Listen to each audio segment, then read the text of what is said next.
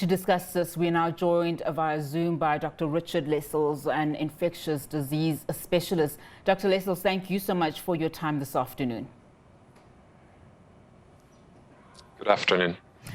Now, Doctor, these news seem very disturbing. Just another variant when we were thinking, South Africans are being vaccinated and, all those vaccination hesitancies, is becoming a thing of the past. But alas, just how much do we know about this new variant, the C.1.2?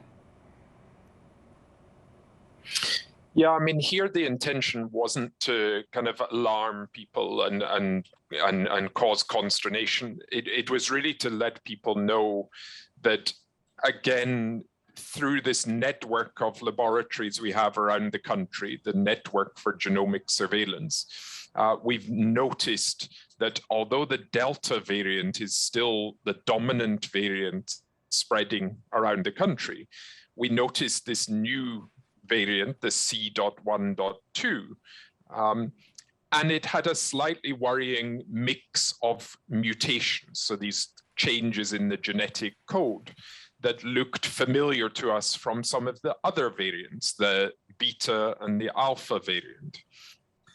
And that's really why we flagged it and why we're actively monitoring it at the moment and seeing whether the number of these genomes picks up in any particular part of the country, whether it's associated with any rise in case numbers in any part of the country. And we've kind of set into process the laboratory studies that we do to understand how this variant behaves and how it responds to the antibodies, as you say, from the vaccines.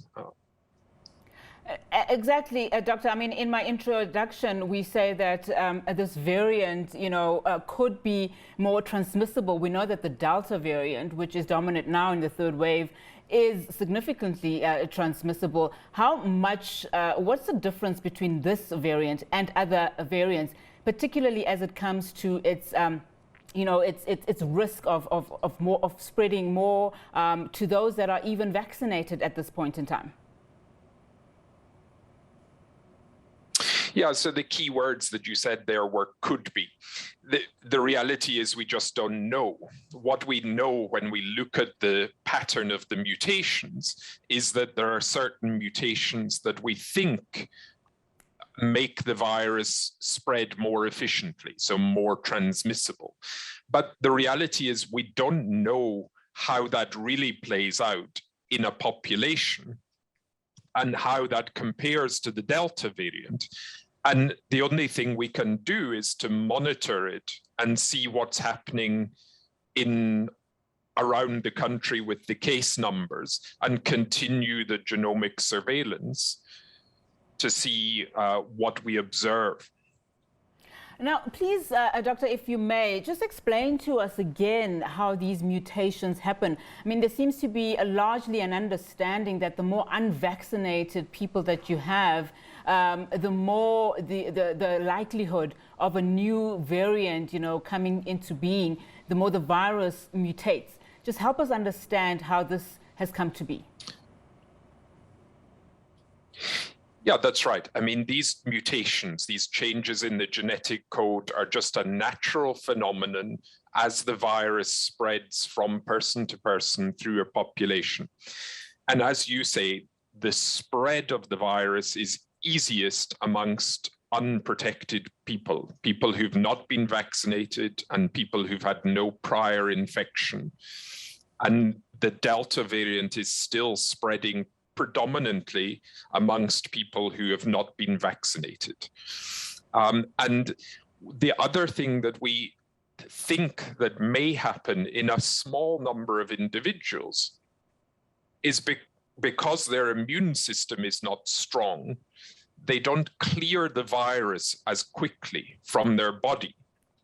And the virus can then evolve within that individual.